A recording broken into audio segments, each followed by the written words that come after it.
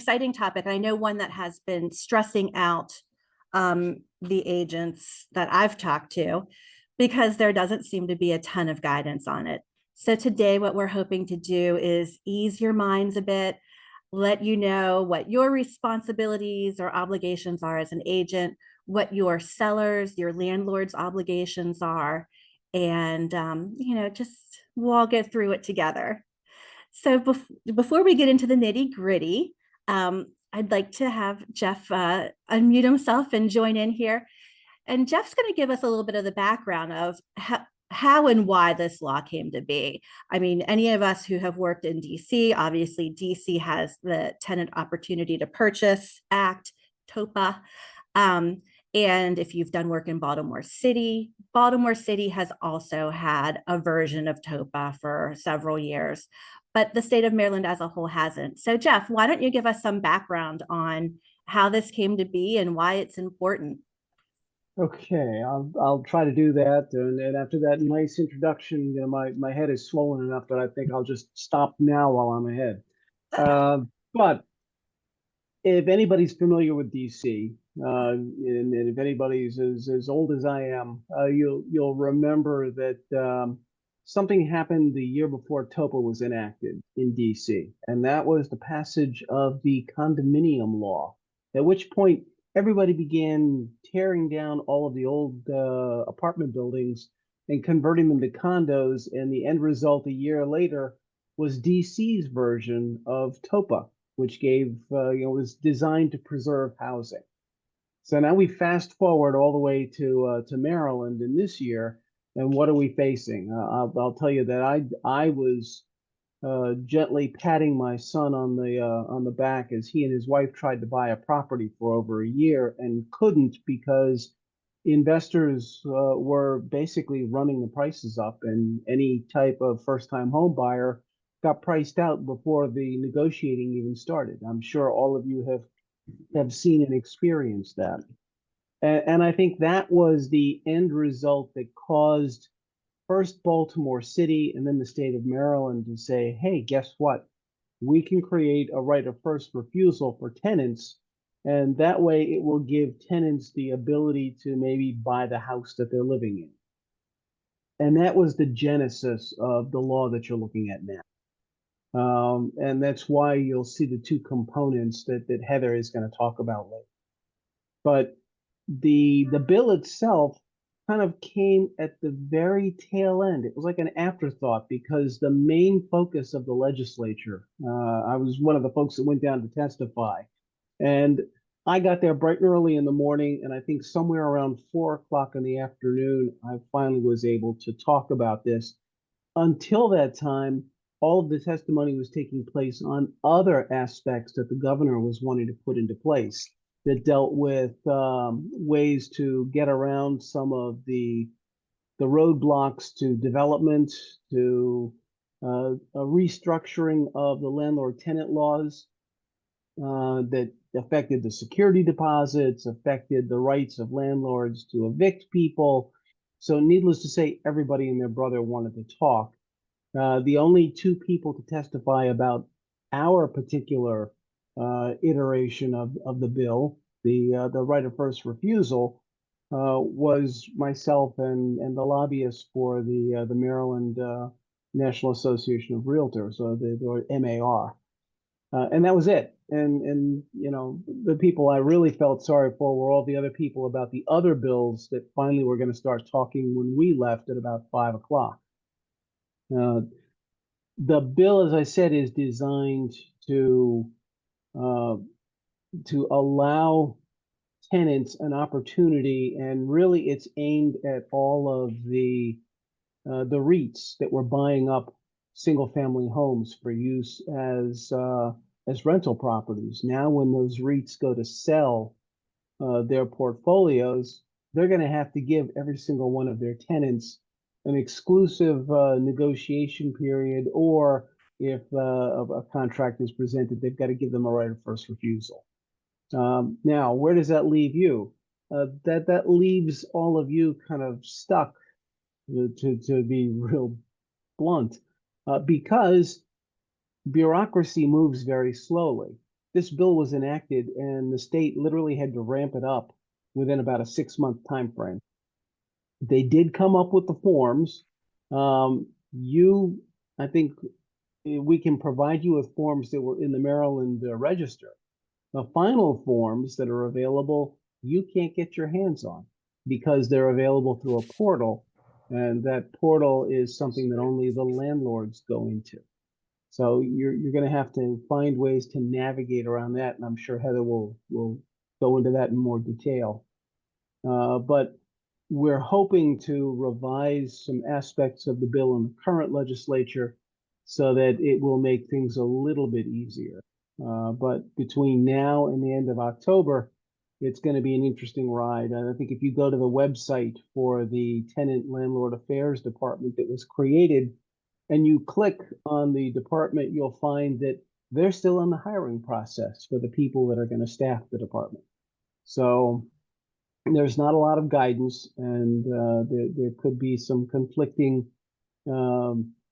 instructions that come out from different title insurers. We'll talk about that a little bit later. For now, I'm going to bounce it back to Heather. I'm going to let her get into the nuts and bolts of what you need to do when you're trying to look at this issue.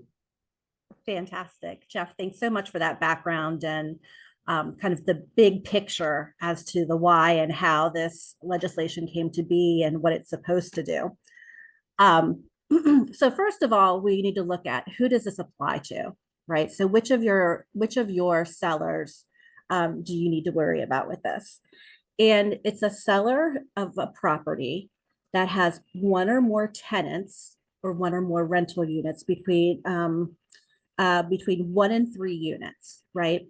So if you have a duplex and both are rental units, or even just one's a rental unit, it applies to that seller. The one difference, though, is that on this one, it isn't just, unlike DC, it isn't just anyone who's a tenant, right? Month to month at this point, their lease is expired or anything like that. It has to be a tenant under a written lease. So if there's no lease in effect and there's maybe just a month-to-month verbal agreement, the seller does not need to go through this entire process. Right. Okay, so, and then as Jeff said, it is a 2-step process.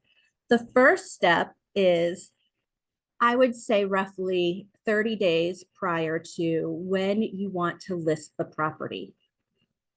The landlord has to offer or has to provide the tenant with a negotiation period and provide them with an opportunity to make an offer on the property. That opportunity to make the offer is accompanied by a form that the landlord would access through that portal, notice of intent to sell.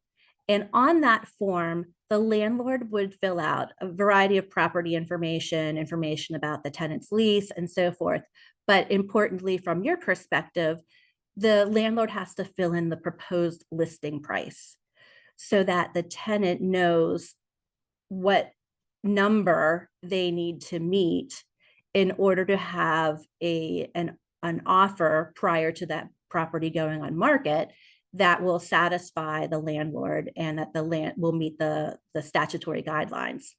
Under the statute, the landlord has to consider or accept the offer if the final if the offer price is at least 90% of the proposed sale price. Heather, we have a question already. Is this for rental or tenant buying the property? So this is for a landlord who wants to sell their property on the open market. Before they can list the property for sale, they have to give their existing tenants the opportunity to negotiate for the purchase of the property. I hope that answers the question. Yeah. And if not, Jeffrey, do you have a question? Hold on, Jeffrey has a question. Go ahead, Jeffrey. Jeffrey, you on mute? If you want to unmute yourself. Sorry, I apologize. Good morning, everybody. I'm living this exact situation right now where I have a young couple in Gaithersburg that bought a house a few years ago, and they have had a roommate in the basement, a roommate in the basement. They are leaving the area, my clients. We actually got these forms about 3 weeks ago. We think we got the right forms, and we picked a price to offer the tenant. And the tenant has a very good relationship with the owners of the house. It's more of a roommate situation but there is a lease. There is a written lease. And long story short, the tenant has zero interest in buying the house, and she signed off the form saying she had no interest. Here's the question. We originally thought, based on a month ago when we gave her these forms, that we were going to list the house for about $650.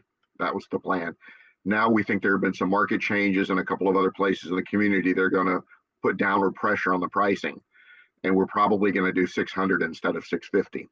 Do we need to get the forms re-signed if we are lowering the price based on what we originally offered it to her? She's not interested in any price, but do I still need to get the forms modified to reflect what will be the new asking price?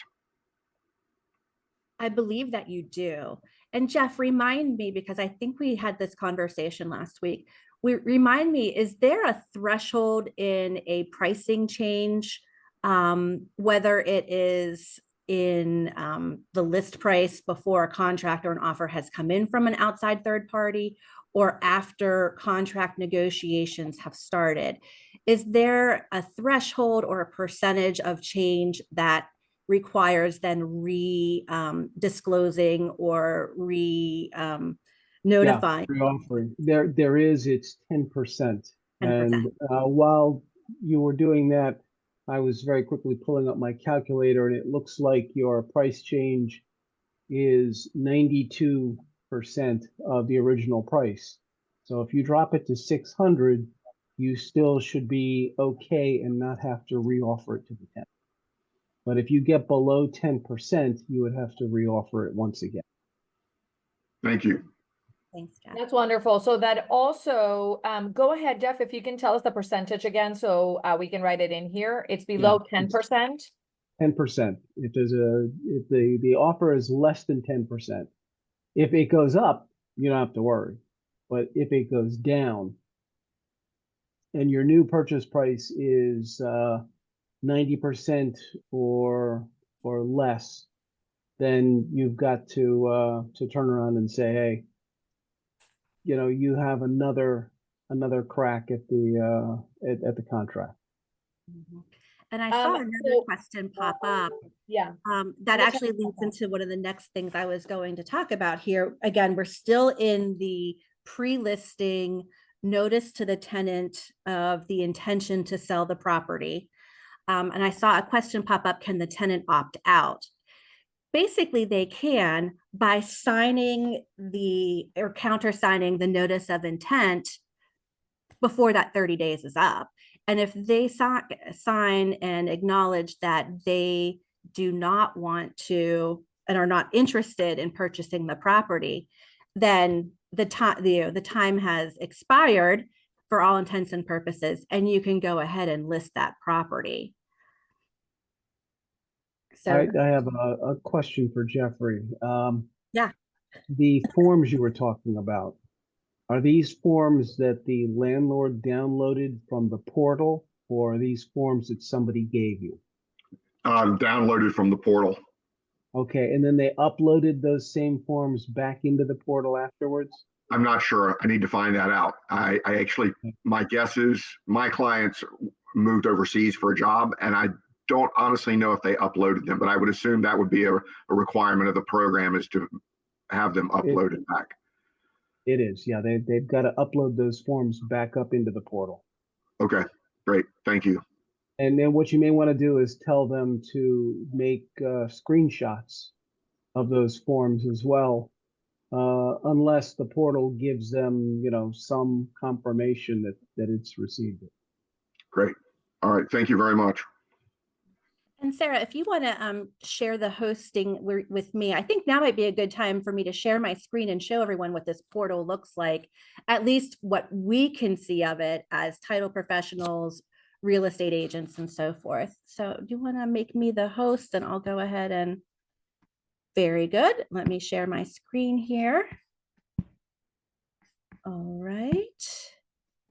And here we go. So let me get rid of this over here. There we go. So what you would do, you have a potential seller coming to you saying, hey, I want to sell my rental property. I'm not quite sure what I need to do. And the first thing that you should do is point them in the direction of this website. And this is Maryland's Department of Housing and Community Development, the Tenant and Landlord Affairs Office. And this is where you'll find lots of good information about the act itself. If you click on this option here, there's frequently asked questions that are very helpful and a good resource for yourself as well. And then when we're talking about this landlord portal, this is the portal here, the right of first refusal portal. Your seller will need to create a login, and then that is where all the forms and such will be. You can see there is no way, unless you are an owner who's going in to actually, upload and download the forms. There's no way and no database for a third party to log into or even look at to see if a landlord has complied or has submitted anything. I think, similar to, Maryland's ground rent depository, there isn't something like that where we can see if a landlord has complied with their obligations. So this is what the portal, that's the access to the portal.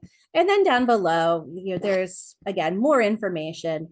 There are no forms or sample forms or anything available under any of these tabs. They're only available to the property owner through the portal. Okay, I'm going to go ahead and stop sharing, but you can see it's dhcd.maryland.gov/tenant or tenant. We will be sending, I don't know if you want to make me host again so that I can let people in, but we will be sending slides as well as the link to send it to you guys after, as well as a copy of this recording for those of you guys that are interested. Now, we do have another question. It is, if the tenant has given notice to vacate and then the landlord decides to sell, do you need to give notice? And if so, what's the threshold if they were gone for 30 days? Or when is it that you can stop not having to give notice anymore, Jeff? I think your threshold is 30 days prior to the listing. And the reason I say 30 days is because if the landlord decides to sell the property, then by law, they're required to give the tenant an exclusive right of negotiation. And that exclusive right of negotiation lasts for 30 days. The interesting thing about that is the statute says that they can't enter into a listing agreement unless they have first given that. So I suppose one of your first questions is always going to have to be, do you have a tenant? And if they do have a tenant, do you have a written lease? And if they do have a written lease, have you given them notice? Because they're required to do that before they list the property for sale. So what we're looking at and what we're requiring of our agents is that if there is an existing tenant under a written lease, that tenant has to have been given an exclusive right or offer within 30 days. If they haven't, if it's because the landlord has received an offer, if you as a selling agent have just provided them with an offer and they weren't even thinking of selling until they got it, then the right of first refusal that Heather will talk about will kick in place of the exclusive negotiation. Right, so that's perfect lead in here. So similar to the right to negotiate, if a contract is presented or when a contract from a third party is presented to the landlord then has to provide the terms of that contract to the tenant and give the tenant an opportunity to make a counter offer on terms at least as good as what's being provided. Now, that doesn't always mean the exact same purchase price, the exact same inspection, no inspection, financing, no financing, there can be other reasons why the contract could be deemed, or the counteroffer from the tenant could be deemed just as good, if not better, than what the third party contract has. And then let's see. So we have the tenant. Then if the tenant decides they want to make a counteroffer, right? So third party contract comes in, landlord flips it over to the tenant to give them their right of first refusal. And there's another form in the portal for the landlords to do that with, and it's a counteroffer form. If the tenant decides they want to make a counteroffer to that offer, then they would fill out the information of what their new offer would be. And then the landlord would take the opportunity to review that, and then may either provide another counteroffer back to the tenant, accept the tenant's offer, or refuse the offer. If they do refuse the offer, they do have to provide the rationale and the reasoning behind that refusal. All right. So If you then, can tell, guys, this is something that everybody kind of has to work through. Just we are going to put both Heather and my email address on this chat as well. You'll get it on your email, but always feel free to call us and we will work through you. We are working on trying to get kind of like a little journey map or whatever it is that tells you if this, if that. But of course, every situation is a little bit different. So sometimes putting something in writing is hard. So just feel free to give us a call. We're a resource here for you. absolutely, absolutely. So, we've gone through the mechanics then of what landlords have to do. And basically it's at least 30 days prior to the listing going active. You want to make sure that and before signing the listing agreement, you want to make sure that your landlord seller has gone ahead and provided the opportunity to negotiate. And then you also have then a second 30-day period if a third party contract comes in to go ahead and give the tenant an opportunity to either counteroffer or step out. Okay. So then let's say you're under contract, right? And you're under contract with a third party. What do we as a title company need from you to get this deal to close and to make sure that everyone is in compliance with the requirements? In DC, we know we've got it referenced in the DC specific contract addendum, if, all the TOPA provisions, and if TOPA applies and is there compliance. And, we ask for copies of the certified letters that were mailed out to the tenants. Something kind of similar here, but not really.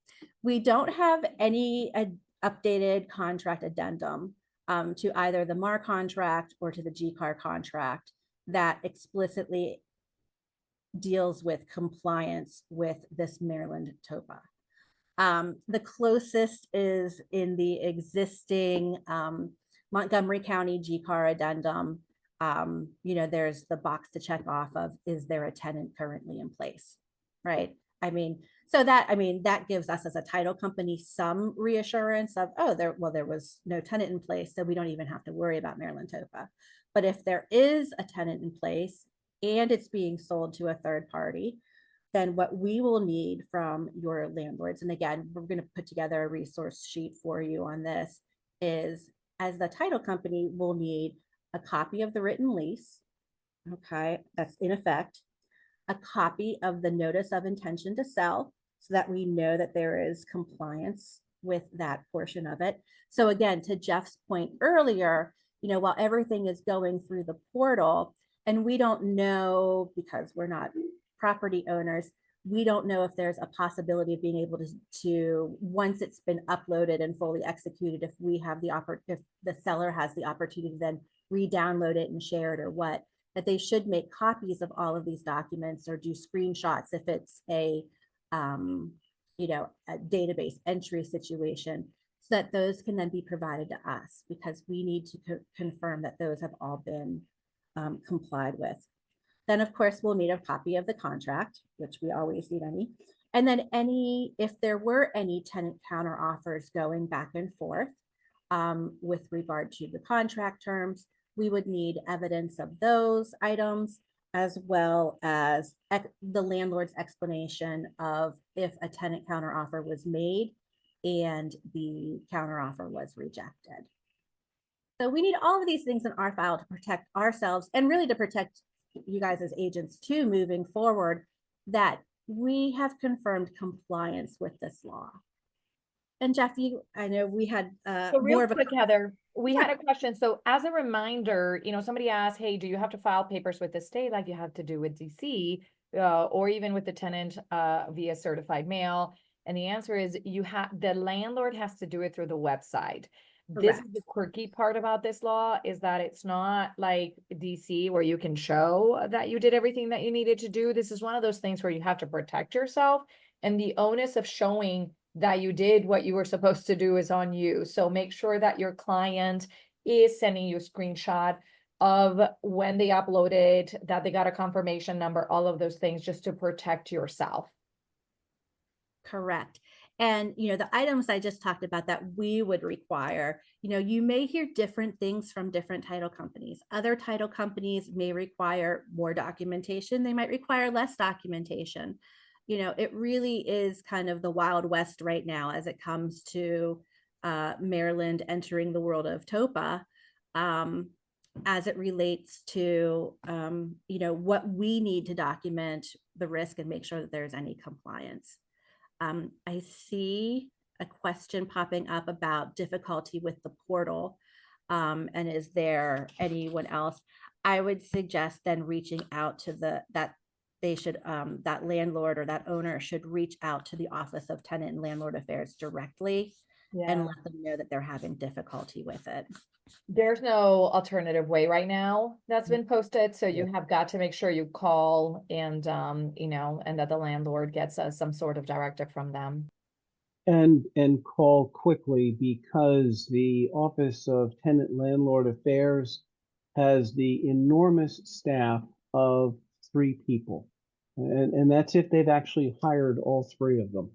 So think about that, 3 people that are dealing with all of the state of Maryland. And that's why they thought they had found an answer to this, in that, oh, well, everyone's just going to interact with the portal, and the staff is really not going to be that necessary. They're learning as fast as you're learning. So if you wind up dealing with the Office of Tenant and Landlord Affairs, tell them you understand, and it might go a long way toward their willingness to assist you.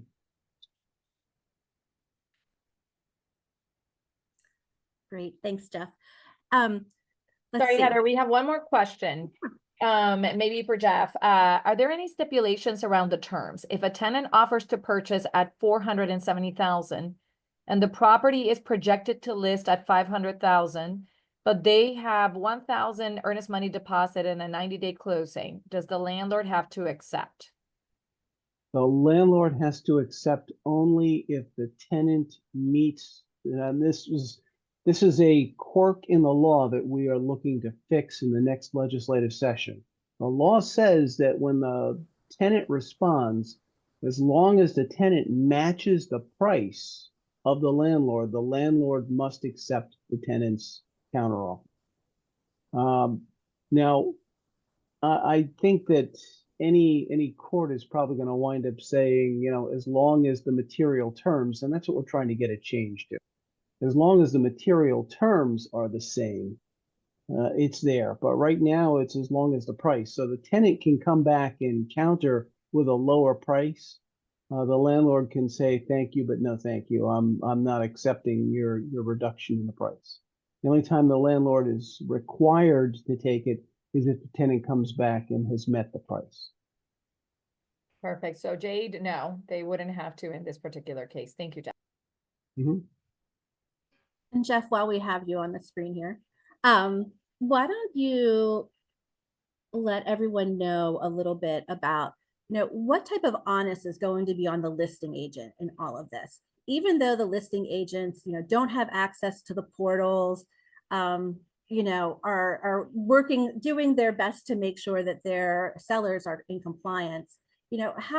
What type of liability and, where does the listing agent really truly fall in all of this? The listing agent is going to wind up having responsibility back over to their seller, to their client. For a selling agent, you have to realize that your listing agent may be getting different information than you are. When you look at the frequently asked questions, and it says, well, what happens if there's a violation? Oh, well, there's $1,000. And there are some people that have taken the position that, well, see, that's it. If everything goes south and it's terrible, well, the worst that can happen is the seller gets hit with a $1,000 violation. When you actually sit down and read the statute, it's $1,000 for each violation. And there is no definition of what a violation is. So, you can't be sure that what is happening is not one and not multiple violations. And then also you back up and you look at the statute, and the statute says no listing agreement may be entered into until the tenant has been given the exclusive right of negotiation. Or actually not listing agreement, but the seller cannot offer the property for sale. So in my mind, that's sign a listing agreement until they've given the tenant 30 days exclusive negotiation. If an offer is made, the statute says that no property can be transferred unless the tenant has been given a right of first refusal. So if the landlord, is not being truthful about, oh, yes, I gave the tenant 30 days notice. Well, it's not, I've stopped by the house and I said, hey, I'm thinking of selling the property and do you want to buy it? And the tenant said no. Okay, there we go. There's our days. It's they have to have submitted that form, the form that they get from the portal. Let me go back a little bit because I think we Yeah. have a little misunderstanding on that 10% threshold. So can you clarify, Sure. because it is, guys, there is just so much on this law that it is great for us to clarify. If the tenant, in order for the landlord is not, doesn't have to sell it to the tenant unless the tenant gives them a matching offer. If the tenant gives them 10% less, they don't have to pick the offer. Where the 10% that we talked about was that in one of our first scenarios, the offer, they were going to list the house for $550,000 or $650,000. And then they went back and said, you know what, the market is changing. We're going to actually have to lower the price. If the price is lower, if you lower the price more than 10%, then you have to ask the tenant again if they want to, that creates that first right of first refusal for the tenant again. But you don't have to accept the offer from the tenant if it's 10% less. If you're listing it for $650,000 and the tenant gives it to you offers you $650,000, that's when you have to accept it. Am I correct, Jeff? That's correct. And think of this as a two-step process. Step one is the landlord has to offer or give the tenant a 30-day exclusive negotiation period using the forms available in the portal. If the tenant says, no, I don't want to buy the house, or the tenant doesn't respond within the time frame, and how do you know? Well, you know because the document's been uploaded into the portal and the proof is within the portal. So if the tenant hasn't responded, well, then that's it. The tenant has no further right to purchase the property. Unless, there's always an unless, but unless you come back with a price that is 10% less than you offered to the tenant. If you wind up lowering your price down because of market conditions, then you have to give the tenant a right of first refusal.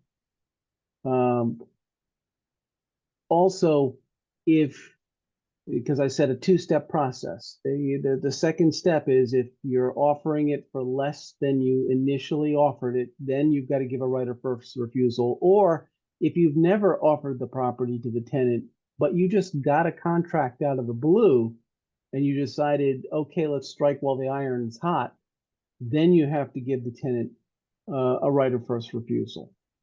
But in each instance, if the tenant says no to the exclusive negotiation, unless your price goes down, that's it. You don't have to give a right of first refusal when a contract comes in. So it's only if there's not been any exclusive negotiation or if the contract isn't 90% or less than the offer you made to the tenant. Only in those instances do you go ahead with the right of first refusal. So And it's actually, oh, sorry, Jeff, I didn't mean to interrupt there. But so it's actually a little less onerous than I think a lot of agents thought when it first came out, because when it first Yes. came out and everyone started reading the requirements, it felt like it needed to be a full 30 days pre-listing and then another full 30 days when an offer came in. So there we're at 60 days right there.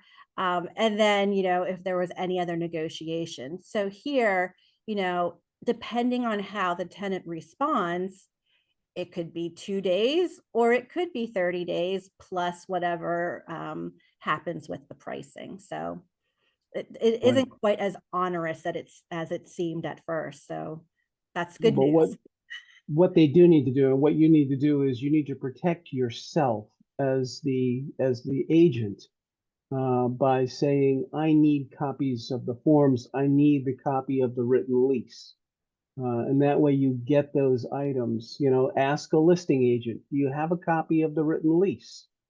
They should, but if not, say, can you please get a copy of the written lease so I can give that to, my client, and at least then you know whether there's a written lease, and then can you get me copies from the portal of what has been submitted, and that way you know that the seller has complied. You may need to sit down with your broker and say, look, because MAR or any other organization hasn't come back with any form that's keyed to this, is there specific language that I need to stick in a contract if I know it's there? And that may vary from broker to broker. Great. Now, again, to review, so what we're talking about here are residential properties with 1 to 3 rental units and the landlord having to provide an exclusive negotiation period and or a right of first refusal on a contract to their tenants. Now, there are certain transactions that are exempt from this. And they tend to fall in line to a certain extent with the typical exemptions from transfer and recordation taxes in Maryland.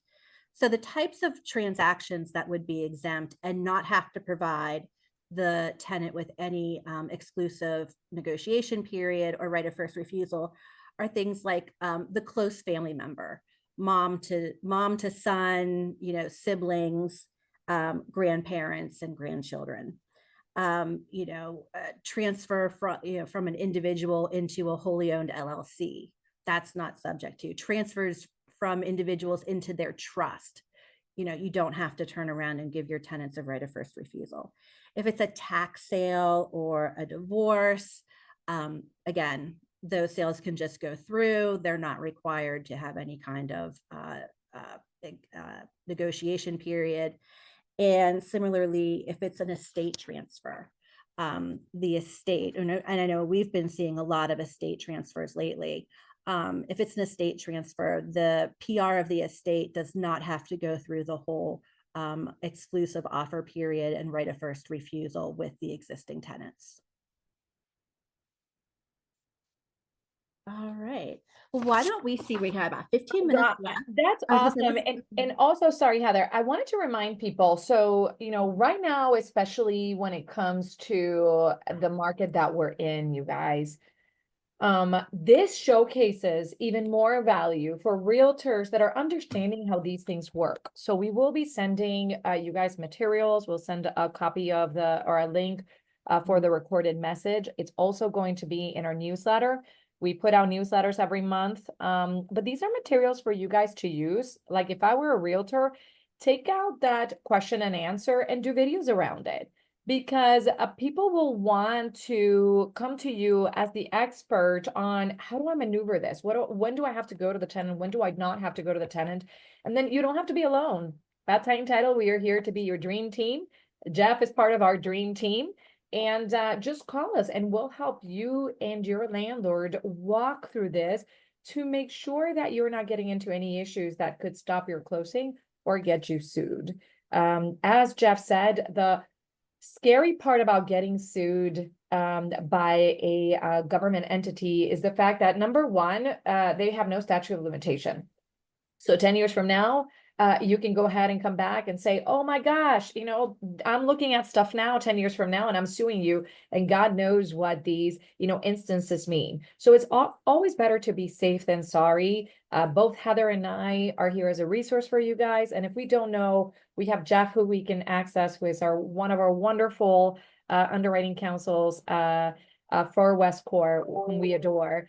And we are here to help you and your clients. I love, I mean, none of us like these kinds of laws, but the one thing that I love is that unlike DC, where it kind of puts the onus on you because it's stuff that you have to send certified mail, this is squarely on the landlord. So that way it shields you from a little bit of this liability because you are basically, they're the ones that are putting in the information in there. They're the ones that are doing those kinds of things. And you just, all your liability is making sure that it was done before you list the house for sale. So again, we're here to help. Heather, go ahead and did you have anything that you wanted to say? I was just going to say, we have, about 13 minutes left here. So I wanted to open it up to any more questions or, anything else that the group might have, because I know it's a lot of information. It's a lot of compliance issues and, not a ton of guidance. So if anyone has any questions, now is a good time to do it. While we wait for questions, as a reminder, guys, if you have a tenant that is moving out, even if it's, within the, 30 days and your landlord wants to go ahead and start putting the house on the market, you have got to get this done. Okay. If the tenants left and the house is vacant, then obviously you don't. But while you are in a written lease, you do have to comply with these things.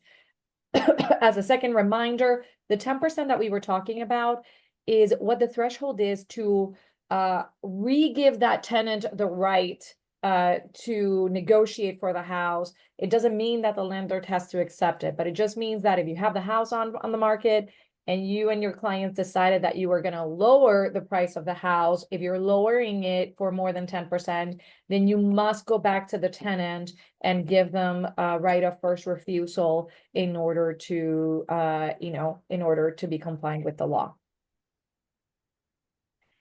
Jeff, any other comments or anything that you've seen that maybe differ a little bit from TOPA or Baltimore or anything that people have to be aware of? One thing you're going to run into deals with people like me, the title insurers and the underwriters. As I said, there are some title insurers that looked at the law, looked at the statute, and said, "Oh my golly goodness! Look, the only thing that happens if there's a violation is $1,000, and that's it." And so all they've done is they've come out and they've said, "Well, we'll just have somebody sign an affidavit at the time of closing that the property's vacant." And then we'll go forward and we'll go on. There are a lot of requirements that wind up going into a commitment. And I tell people that every time you see a requirement in a commitment, it's usually because an insurer wound up with a claim and they don't want any more claims. So now all of a sudden there's a new requirement that they give to their agents. Oh, you need to make sure of this, you need to make sure of that. So since this Maryland TOPA law is brand new, there may be very limited requirements because nobody's filed any claims against title insurers yet, or no title insurers have had to pay claims that caused them to say, oh, wait, I need more requirements. What we've done is we've taken over a decade of experience with DC's TOPA laws, and we've put them into our requirements, anticipating that a lot of the issues that came up around DC's TOPA are going to surface here, because the attorneys that are practicing in DC usually are also practicing here in Maryland. So realize that while what comes from Titan may seem more onerous than your listing agent says, well, my title company doesn't require that. The purpose of that is not so much for us. We just put an exception in the policy and we're out the door. The reason the requirements are there are for the protection of the agent and for the protection of the real estate agent, because ultimately, who's the one who gets to call at 12 o'clock at night when an issue pops up? It's not me. You know, it's you guys. You get that call from your agent, and then you have to turn around and you've got to call Titan saying, hey, what in the world's going on? So these requirements are there really to help you down the road so you don't get that midnight call. Thanks, Jeff. It looks like we maybe have a couple more questions in the chat box. One of the questions here is there a difference in a cash FHA or conventional financing in the tenant's offer? What my response to that is, you know, the tenant's counter offer has to be at least, if not more favorable than the terms of the original offer. So it's just like, you know, comparing another multi-offer situation. You know, you look at, it's not just price, you know, the price could be the same on both contracts. It is the other terms being more favorable. So if an FHA loan for this particular property is less favorable than perhaps the cash offer you already have in hand from a third party, you know, then that's an explanation that the landlord has to give to the tenant in why the tenant's counteroffer was not accepted. So, you know, I think to a certain extent, there are still those market components to what makes an offer a good offer that will be used in comparing the third party offer in hand to a tenant's counteroffer. Is that right, Jeff? I'm going to jump in. I'm going to say, actually, what you probably want to do between now and October is, if they have a question like that and they're coming to you, you're going to have to say, you know, you need to consult the lawyer, because what they're really asking you for is a legal determination of their status under the law. And it's a place that you shouldn't be put, but we all know you get put there constantly. The law, the way it's written right now, says that if the tenant gives the landlord a counter offer and they match the price, the landlord has to accept it. So if they come back and you have a cash deal with no financing contingency, but the tenant comes back and says, here's an offer, it meets the same price that you asked for, but it's got a financing contingency and it's a VA loan. The landlord under the law right now may be required to accept that. So before you say, no, you don't need to worry about that because it's not as nice a contract, you need to say, well, we need to seek some interpretation of this, because it may be that their attorney will come back and say, unfortunately, you got no choice. You got to go with that counter offer. And as I said, that's until October, because the Maryland Land Title Association is hoping to get 2 tweaks done to the statute. One will be that it's got to be the same material terms. And the other will be that once the sale is complete, once the closing is complete, then the tenant can only pursue the old owner. They can't go after, and they can't try to overturn the title.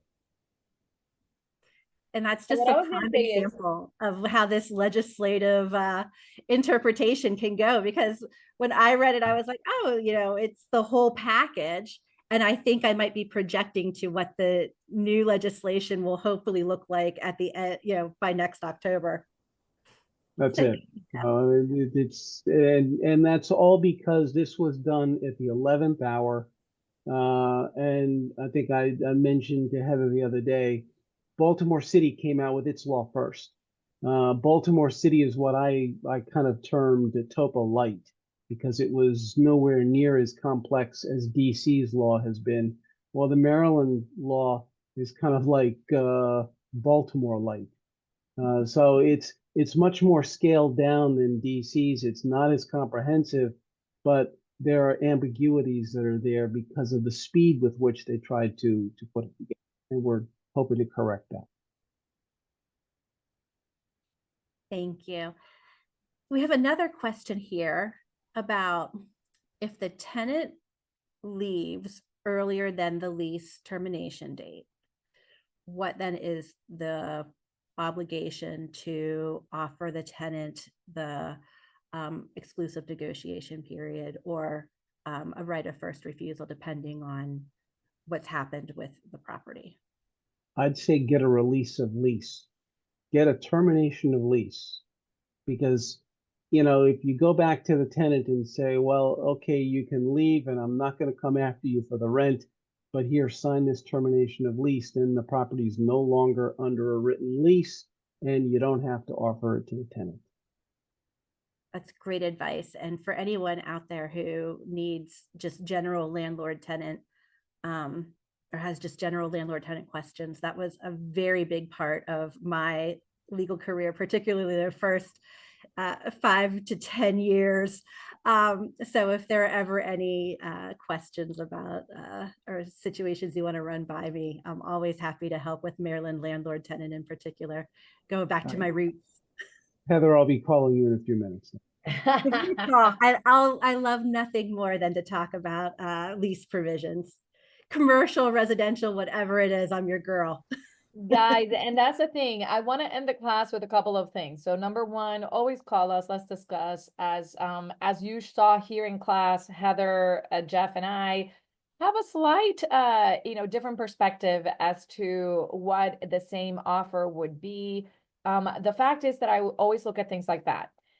If I'm going to make a determination that I'm not going to accept an offer or something like that, if I had to take it to court, would a judge agree with me or not? If the answer is because they might not understand it, then always be more conservative. So these situations, we are here to help, or at least give you our opinion. I hope that you guys enjoyed the class. Thank you, Heather. Thank you, Jeff. I'm reminding you guys that we have our virtual mastermind in December 18th, and it's going to be about giving you the prospecting edge. It is strategies with a renowned sales coach who is going to give you great strategies to elevate your sales game. You can always sign up in our website. Thank you, Jeff. Thank you, Heather. Thank you guys for being a part of this, and have a great rest of your day.